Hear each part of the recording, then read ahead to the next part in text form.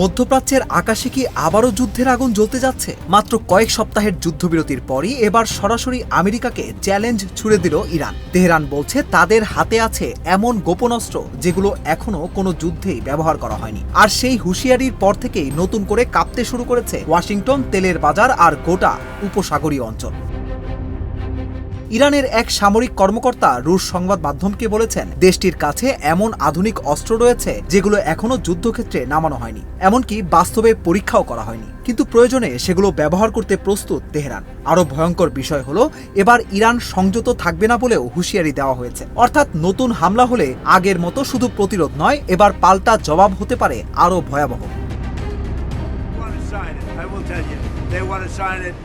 এই বিস্ফোরক বার্তা এসেছে ঠিক তখনই যখন ডোনাল্ড ট্রাম্প আবারও ইরানকে প্রকাশ্যে হুমকি দিয়েছেন। ট্রাম্প বলেছেন, সঠিক উত্তর না পেলে খুব দ্রুত নতুন হামলা শুরু হতে পারে। কিন্তু ট্রাম্পের এই হুঁশিয়ারির পরই যেন আরও কঠোর ভাষায় জবাব দিয়েছে তেহরান। মাসুদ পেজেশকিয়ান স্পষ্ট করে বলেছেন, চাপ প্রয়োগ করে ইরানকে আত্মসমর্পণ করানো আমেরিকার অবাস্তব স্বপ্ন। ইরানের রেভলিউশনারি গার্ড হুঁশিয়ারি দিয়েছে, নতুন হামলা হলে যুদ্ধ শুধু মধ্যপ্রাচ্যে সীমাবদ্ধ থাকবে না, সংঘাত ছড়িয়ে পড়তে পারে আরও বড় পরিসরে। আর এখানেই তৈরি হয়েছে সবচেয়ে বড় আতঙ্ক।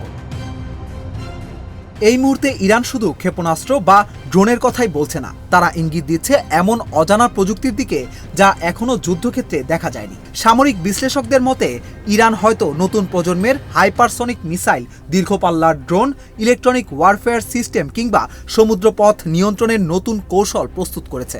এরই মধ্যে হরমুজ প্রণালীকে তেহরান কন্ট্রোলড মেরিটাইম জোন ঘোষণা করেছে। অর্থাৎ কে এই পথে চলবে, কে চলবে না, সেটার সিদ্ধান্তও এখন ইরানের হাতে যেতে পারে। আর এ কারণেই শুধু আমেরিকা নয়, চীন, ইউরোপ, সৌদি আরব সবাই এখন গভীর উদ্বেগে। একদিকে ইরানকে চাপে রাখতে না পারলে ওয়াশিংটনকে রাজনৈতিকভাবে দুর্বল দেখাবে, অন্যদিকে নতুন যুদ্ধ শুরু হলে জ্বালানির দাম আরও বাড়বে, যার সরাসরি প্রভাব পড়বে মার্কিন অর্থনীতি আর নির্বাচনে। কিন্তু ইরান পিছু হটার কোনো ইঙ্গিত দিচ্ছে না। তেহরান বলছে তারা আলোচনায় রাজি, কিন্তু নিজেদের অধিকার ছেড়ে নয়। বিশেষ করে ইউরেনিয়াম সমৃদ্ধকরণ, ক্ষেপণাস্ত্র সক্ষমতা আর হরমুজ প্রণালীর নিয়ন্ত্রণ, এই তিন জায়গায় কোনো আপোষ করবে না ইরান।